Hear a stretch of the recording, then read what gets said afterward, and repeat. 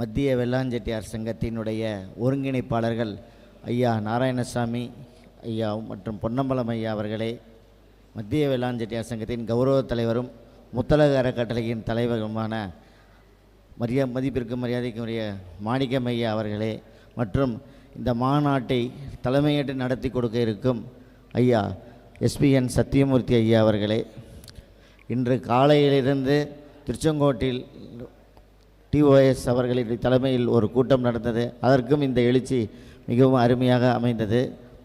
நம்ம இதுவரைக்கும் எடுத்துக்கிட்டோம்னா ராசிபுரத்துலேயும் சரி எல்லா இடத்துலையும் மனவரங்கங்கள் நடத்தி கொண்டிருந்திருக்கிறோம். மனவரங்கத்திற்காக மட்டுமே நாம் நிறையா பேர் நம்ம கெட்டுக்குதர் ஆகியிருக்கோம். இனி வருங்காலங்களில் அடுத்த தலைமுறைக்கு நாம் இன்னும் நிறையா விஷயங்கள் செய்யணும்னா நிறையா பேர் நம்ம கலந்துக்கிட்டோம்னா தான் இந்த எழுச்சி மாநாடு மிகவும் சிறப்பாக அமையும். மேலும் ராசிபுரத்திற்கு இன்னொரு சிறப்பு கொண்டு இருக்கிறது. முத்தலகர கட்டையின் கீழ் நடந்திருக்கும் வெள்ளாஞ்செட்டியார் மாளிகையினுடைய அடிநிலத்தை தந்தவர் நமது ராசிபுரத்தை சேர்ந்த பிபி ஆறுமுகம் செட்டியார் அவர்களுடைய புதல்வர் மதிப்பிற்கு மரியாதைக்குரிய சோமசுந்தரம் ஐயா அவர்களை இந்த நேரத்தில் நினைவு கொள்வதில் பெருமை கொள்கிறோம். மேலும் இந்த அதாவது எல்லா நம்ம அகரம் எல்லாம் குரூப்லையே எடுத்துக்கிட்டோம்னா ராசிபுரம் குரூப் ஒரு தனித்தன்மையை வாய்ந்தது. ஏனெனில் எந்த விதத்திற்கும் சந்தேகப்பட மாட்டாங்க. இன்றைக்கி கடந்த 20-30 ஆண்டுகளாக எடுத்துக்கிட்டோம்னா இணைப்பு திருவங்களில் சாதனை படைத்தவர்கள் ராசிபுரத்தை சேர்ந்தவங்க. ஏன்னா எல்லா இடத்துலையும் போய் ஒரு விஷயத்தில் தெளிவுபடுத்துறது, குழந்தைங்களை பொறுத்த வரைக்கும் கல்வி செல்வத்தை பெற்றுக்கொள்வதாகட்டும் சரி, மற்றபடிக்கு பலகர விஷயத்துலேயும் சரி, அவர்கள் தண்ணீரற்றவர்கள்.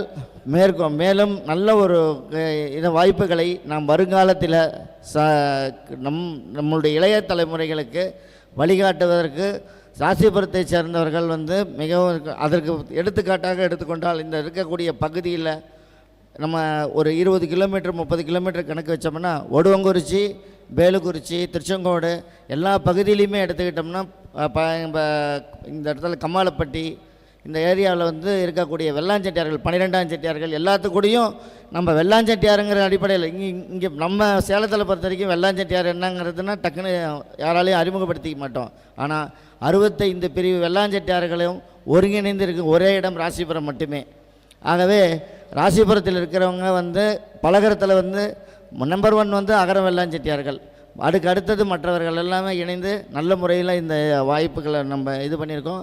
இந்த எழுச்சி மகாநாடு மிக சிறப்பாக அமைய உங்களுடைய அனைவருடைய ஒத்துழைப்பும் மிகவும் அவசியம்.